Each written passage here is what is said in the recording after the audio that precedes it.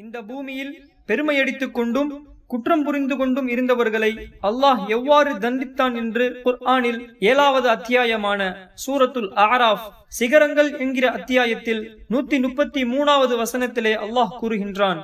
ஃபஅர்சல்னா அலைஹிமுத் தூஃபான், ஃபிரௌனுடைய கூட்டத்தை புயலுடன் கூடிய கடுமையான மழையை அனுப்பி நாம் அவர்களை சோதித்தோம்.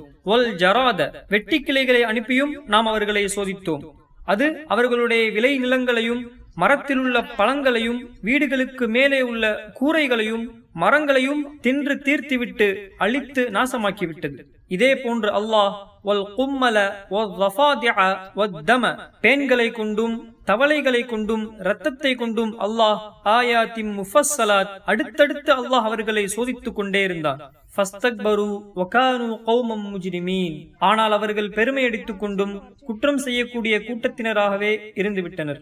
பெருமை அடிப்பவர்களுடைய நிலையையும் குற்றம் செய்யக்கூடியவர்களுடைய நிலையையும் அல்லாஹ் இந்த வசனத்திலே கூறுகின்றான்.